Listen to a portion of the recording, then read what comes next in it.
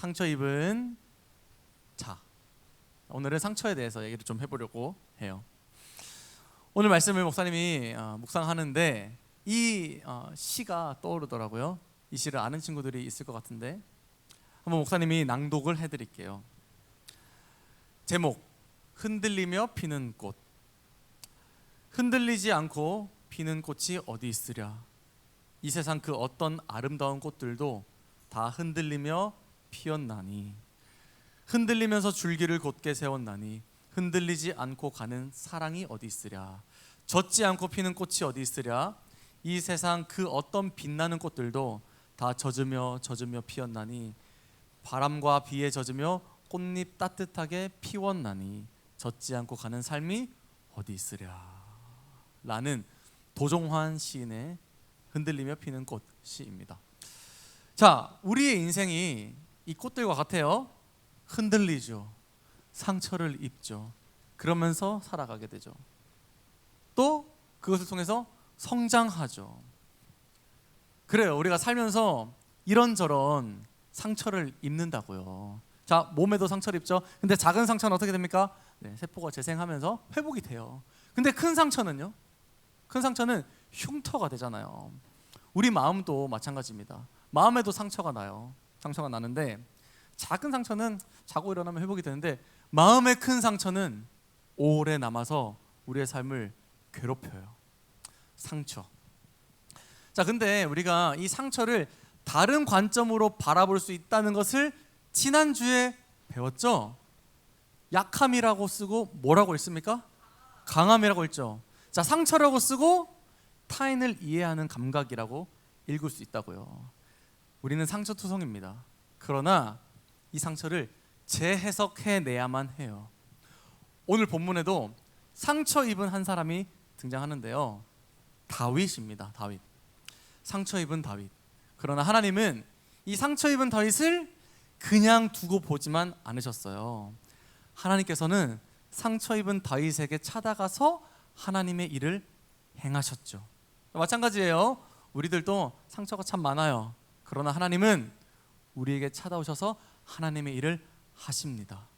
오늘 말씀을 통해서 하나님이 우리 가운데, 상처 입은 우리 가운데 오셔서 어떤 일을 행하시는지, 그리고 그 상처를 어떻게 재해석해 하시는지를 한번 살펴보도록 하죠. 본문 1절과 2절을 다시 한번 같이 크게 읽어볼게요. 앞에 보시고 시작.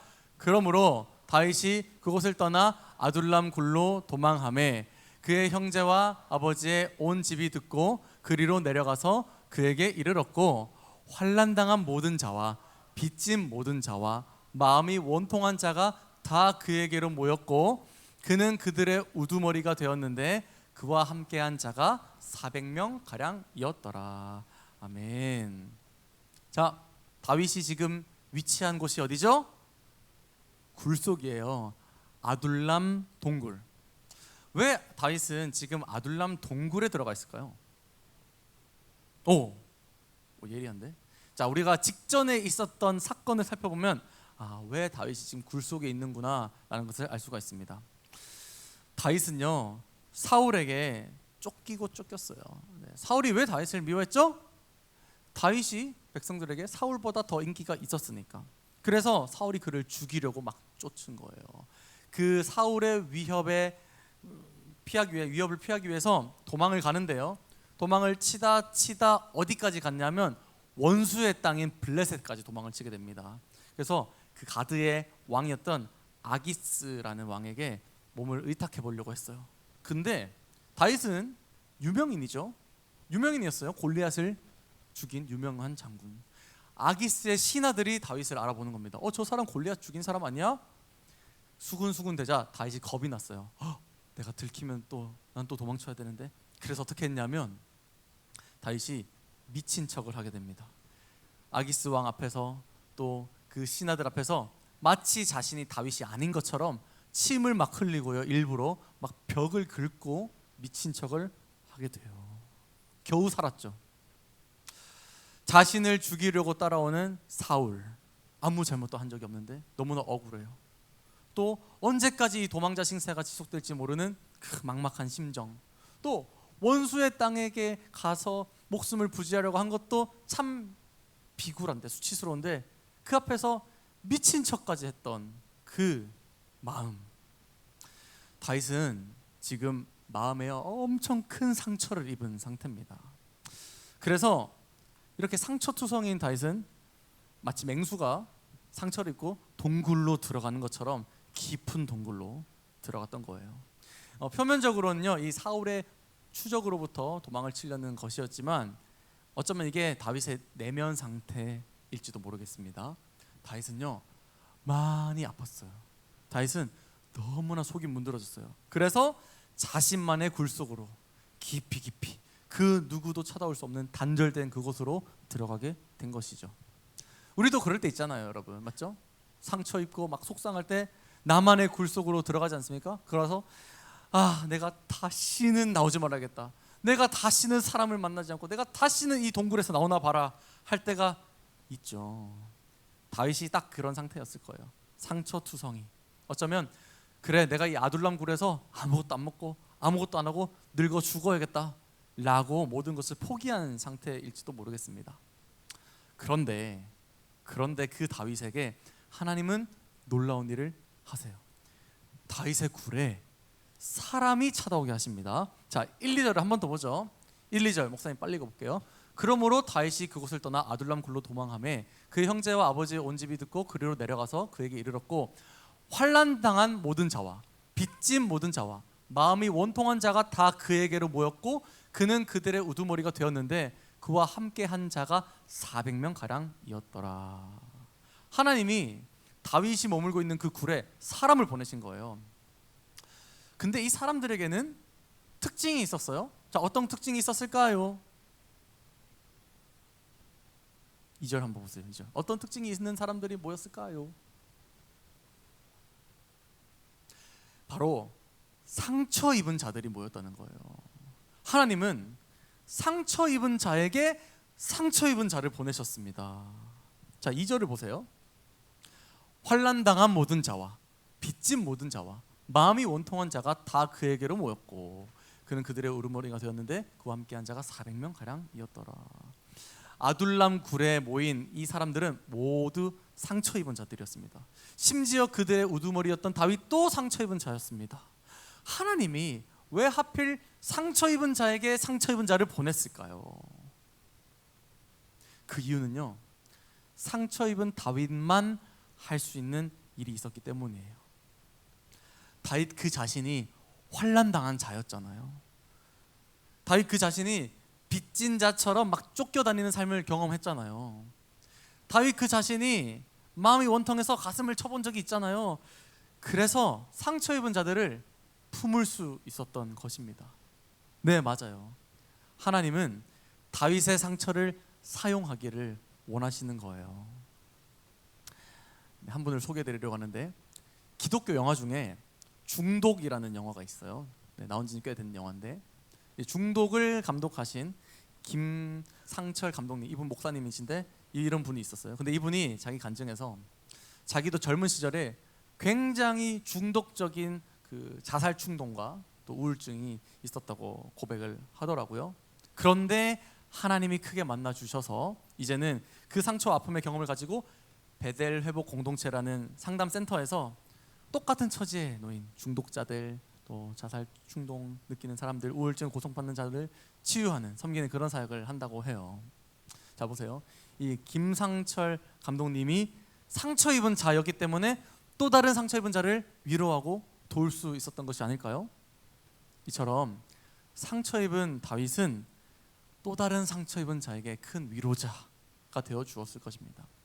하나님은요, 그의 상처, 다윗의 상처를 통해 또 다른 상처 입은 자들을 돌보기를 원하셨어요. 그리고 동시에 다윗의 마음에도 무엇인가를 하셨습니다. 본문 3절을 보면요, 드디어 다윗이 굴 밖으로 나오게 됩니다. 상처가 어느 정도 회복된 거예요. 굴 속에 박혀서 내가 평생 여기서 나오지 않으리라 다짐했던 다윗이 어떻게 굴 밖으로 나올 수 있을 만큼 회복되었을까요? 그것은 바로 하나님이 하신 일이었죠. 상처 입은 자로서 또 다른 상처 입은 자들을 위로하다 보니까 자기도 회복이 된 겁니다. 주님의 마음으로 연약한 자들을 돌보다 보니까 자신도 낫게 된 거예요. 이게 바로 상처 입은 자를 회복시키시는 하나님의 치유법입니다. 근데 이게 또 하나님의 그 나라의 전반적인 법칙이기도 해요. 하나님의 나라는요, 자신을 낮추면 오히려 존귀하게 높아지고, 자신의 것을 나누면 오히려 배가 되고, 상처 입은 자지만 또 다른 상처 입은 자를 품으면 자기 상처가 회복되는 그런 나라거든요. 이 법칙은 우리에게도 마찬가지예요. 하나님이 우리의 상처를요, 또 다른 상처 입은 자를 위로하는 데도 쓰시길 원하고요, 그것을 통해 우리를 회복시키기를 또 원하세요. 주변을 한번 둘러보십시오. 여러분 주변 친구들 한번 이제 둘러보세요. 자, 어떻게 보이나요? 멀쩡해 보여요? 다들 멀쩡한 사람이 없죠. 성한 사람이 없죠. 아니, 외모 말고요. 외모 말고. 예. 마음이요. 마음이. 맞아요. 우리는 다 상처가 있어요. 상처 입은 사람들입니다. 그러나 자, 너도 상처 있고 나도 상처 있고 우리 다 상처 있어. 우린 망했어. 라고 해야 될까요? 아니에요. 하나님의 치유법을 생각해 보세요. 하나님은 상처 입은 우리로 또 다른 상처 입은 자를 품게 하셔서 그를 회복시키시고 나를 회복시키시려는 그런 마음을 갖고 계십니다. 여러분만이 할 수 있는 일을 해보세요. 상처 입은 내가 또 다른 상처 입은 자를 위로하는 일. 하나님은 그것을 원하세요. 그것을 통해 우리 모두를 회복시키시길 원하십니다. 그래서 이제부터는 내가 내 상처 하나 감당하지 못하는데 누굴 위로해? 라고 생각하지 마시고 오히려 하나님의 마음을 생각하시기를 축복해요. 사랑하는 내 아들아, 사랑하는 내 딸아, 너만이 할 수 있는 일이란다. 너의 상처로 상처 입은 네 친구들, 네 이웃들을 품지 않겠니? 여러분, 이 음성에 우리가 순종하면요, 그 즉시 나도 회복되고 또 다른 상처 입은 자들도 회복되는 놀라운 하나님의 치유가 시작될 것입니다. 사랑하는 여러분, 내 상처가 보이죠? 내 친구의 상처가 보이죠? 바로 그때가 하나님이 이제 우리를 치유하시겠다는 사인이에요. 여러분, 그 하나님의 마음에 순종하고 정말로 상처 입은 자로서 또 다른 상처 입은 자들을 품을 때 우리는 더 이상 상처 입은 자가 아니라 주님의 군대가 될 줄로 믿습니다. 아멘? 아멘이에요. 아멘. 사랑하는 여러분이 정말 그 상처를 이렇게 바라보고 이렇게 사용하는 그런 은혜 누리기를 축복해요. 자, 참으로 우리 이 다윗은요, 굴 밖으로 나올 만큼 많이 회복이 됐습니다. 그렇게 굴 밖으로 나와서 자신의 부모를 안전한 곳에 모신 후에 다시 이제 굴로 들어오는데요, 이제 그 굴은 아둘람 굴이 아니라 요새입니다. 요새. 그때 그 요새에 갓 선지자라는 하나님의 선지자가 찾아오는데요, 다윗에게 이러한 하나님의 부르심을 전해 주었어요. 5절인데요. 우리 5절 같이 한번 읽어볼게요. 앞에 보시고 시작. 선지자 갓이 다윗에게 이르되 너는 이 요새에 있지 말고 떠나 유다 땅으로 들어가라. 다윗이 떠나 헤렛 수풀에 이르니라. 아멘. 하나님은요, 다윗을 회복시키셨지만 거기까지 머물게 하시는 분이 아니십니다. 회복되어서 자, 이제 우리 마음이 참 좋구나, 이 동굴을 우리의 요새로 만들고 잘 먹고 잘 살자 라고 내버려 두시는 분이 아니시고요, 하나님은 우리에게, 상처 입은 우리에게 사명을 주시는 분입니다. 자, 따라해 볼게요. 사명을 주신다. 한 번 더. 사명을 주신다. 상처는 사명입니다. 자, 잘 들어보세요. 여기서 유다 땅으로 들어가라 라는 게 참 의미심장한 말이에요. 유다 땅으로 들어가라는 것은 다윗이 그 다윗을 죽도록 미워해서 정말 죽이려고 했던 사울이 있는 그곳에 가야만 하는 그런 명령인 거예요. 유다 땅은요, 다윗이 너무나 상처 입었던 바로 그 땅입니다. 그럼에도 하나님은 다윗에게 너 그 땅으로 나아가라 라고 말씀하고 계시는 거예요. 왜요? 왜?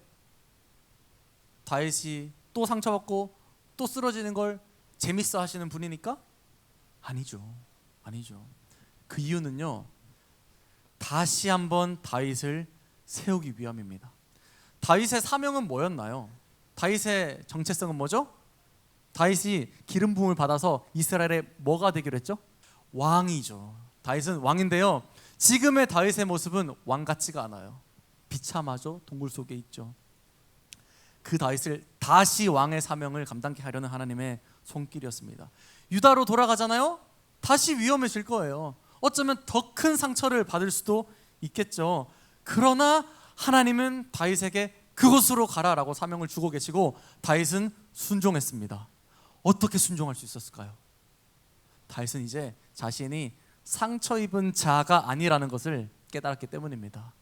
다윗은 자기가 상처 입은 자가 아니라 상처 입은 치유자인 것을 깨달았어요. 상처 입은 치유자. 하나님이 다윗을 불렀을 때 다윗은 이걸 깨달았어요. 그래, 나는 더 이상 상처 입은 자가 아니야. 나는 상처 입은 치유자야. 그래서 하나님께서 보내신 이 많은 상처 입은 자들을 위로해야 하고, 지금도 저 사울 때문에 상처 입고 있는 이스라엘을 내가 가서 위로해야 돼. 왕으로서. 이 사명을 깨달은 거죠. 상처 입은 치유자의 사명을 발견하게 됩니다. 여러분, 다윗에게 이 상처 입은 치유자의 사명을 주신 하나님은 우리에게도, 상처가 다 있는 우리에게도 그 사명을 주기를 원하세요. 여러분, 상처가 있습니까? 상처가 있다는 것은 사명이 있다는 뜻이에요. 계속 그 상처에 그 자기만의 굴 속에 있으라는 뜻이 아니라 이제 사명을 가지고 상처 입은 치유자가 되라라는 명령인 것입니다. 우리도 유다 땅으로 들어가야 되지 않겠습니까? 여러분 어디서 상처를 받으셨어요? 관계에서? 학교에서? 가정에서? 그곳으로 들어가세요. 그곳으로 들어가서 상처 입은 치유자로서 그들을 치유하고 위로해 보십시오. 오늘도 하나님 우리에게 말씀하세요. 누가 나를 위해서 가서 그 백성을 치유할까? 여러분이 이 사명을 정말 감당하기를 바랍니다. 아니 그래도 그렇지. 그래도 이런 생각 할 수 있잖아요. 아니 그래도 상처에, 트라우마에 막 이런 하자가 있는 나보다 상처 없고 구김 없고 엘리트 코스만 쭉 밟아온 그런 사람을 사용하는 게 하나님 편에서 낫지 않을까? 라는 생각이 들 수 있죠. 그렇잖아요. 우리도 상처 때문에 발목 잡힐 일이 생길 것이고, 우리가 뭘 하려고 할 때 우리 상처가 막 생길 텐데, 상처 입은 우리보다는 상처 없는 멋진 사람을 쓰는 게 낫지 않으실까? 라는 생각이 들 수도 있습니다. 근데 하나님은요, 너여야만 한대요. 상처 입은 너여야만 한대요. 왜 하필 상처 입은 나를 사용하고자 하시는 걸까요? 그 이유는 하나님이 우리를 너무나 사랑하기 때문입니다. 상처 입어서 동굴 속에 들어가서 그대로 끝났어야 할 우리 인생인데, 우리를 너무나 사랑하셔서 우리를 사용하시는 거고요, 또 너무나 사랑하셔서 그 사명을 주시는 거예요. 자, 상처 입은 치유자 다윗 말고 2000년 전에 또 한 분이 계셨죠. 누구실까요? 예수님도 상처 입은 치유자셨습니다. 근데 우리랑 다른 점이 있다면, 예수님은 스스로 상처를 내셨잖아요. 스스로 인간의 몸을 입으시고 스스로 그 십자가의 고난을 당하시고 그 상처로서 우리를 이해하고 공감해 주셨습니다. 아주 오래전에 먼저 그 상처 입은 치유자의 사명을 감당하셨어요. 그렇게 상처 입은 치유자가 되어 죄와 죽음으로 상처 입은 우리를 치유하시고 죽으시고 부활하시고 구원해 내셨죠. 그리고 오늘날 그 사명을 누군가 이어받아서 하고 있는데요, 바로 우리들이 이어받아서 하고 있잖아요. 그죠? 상처 입은 치유자인 우리들이 예수님의 길을 걷고 있잖아요. 이게 바로 하나님의 의도예요. 우리가 상처 입은 치유자의 일을 감당할수록 그걸 깨닫게 되는 거예요. 예수님이 이 일을 하셨구나. 예수님이 이렇게 나를 사랑하셨구나. 지금 나는 그분과 같이 걷고 있구나. 이것을 깨닫게 되는 겁니다. 우리가 예수의 길을 걷고 있는 것, 예수와 함께 하고 있는 것을 깨닫게 해주시려고 굳이 상처 입은 우리를 찝어내서 상처 입은 치유자의 사명을 감당케 하시는 거라고요. 이게 바로 하나님께서 허락하신 우리 삶의 상처의 비밀입니다. 상처 입은 치유자의 사명을 감당하면요, 예수님을 더 알게 돼요. 그래서 상처 입은 치유자는 절대 무너지지 않아요. 때로는 힘들겠죠? 때로는 더 큰 상처에 노출될 때도 있겠죠? 그러나 그래, 이 길은 예수의 길이지, 나는 지금 주님과 동행하고 있지, 주님 날 이렇게 사랑하시지 라는 것을 상처 입은 치유자의 그 사명의 길에서 발견하게 되기 때문입니다. 이게 우리의 정체성입니다. 이게 우리 상처의 이유예요. 하나님의 의도입니다. 여러분, 다윗은요 참 많이 울었을 거예요. 자기의 상처가 아파서? 아니요. 나를 자녀 삼으사 위로하시고 회복시키시며 치유자로 부르신 그 하나님이 너무나 감사해서 많이 울었을 거예요. 나 같은 사람이 메시아의 일을 감당할 수 있구나, 그 감격에 울었을 겁니다. 자신을 회복시키시고 상처 입은 치유자의 사명을 주신 그 하나님께 대한 그 심정을 다윗은 이렇게 노래했어요. 시편 57장 1절. 하나님이여, 내 마음이 확정되었고 내 마음이 확정되었사오니 내가 노래하고 내가 찬송하리이다. 여기서 확정되었다는 뜻은 이제 내가 흔들리지 않는다는 뜻이에요. 이제 내가 확실히 주님을 알았다, 내가 확실히 주님께 내 시선이 고정되어 있다라는 뜻입니다. 이제는 상처 때문에 흔들리지 않는다는 거예요. 이제는 상처 때문에 굴 속에 처박히지 않겠다는 거예요. 확실히 하나님의 그 사명을 가지고 나아가겠습니다라는 고백입니다.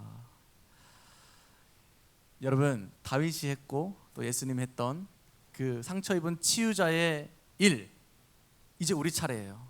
상처 입은 우리들의 차례입니다. 우리의 이 상처를 가지고 우리에게 상처를 준 그 세상으로 나아갑시다. 아멘.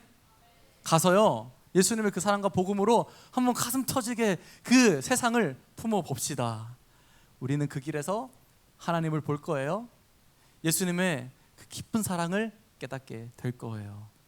상처 입은 자가 아니라 상처 입은 치유자로 살아가시는 우리 멋진 중등부 친구들 되기를 축복해요. 네, 목사님의 한마디. 상처 입은 자에서 상처 입은 치유자로 그렇게 거듭나기를 축복합니다.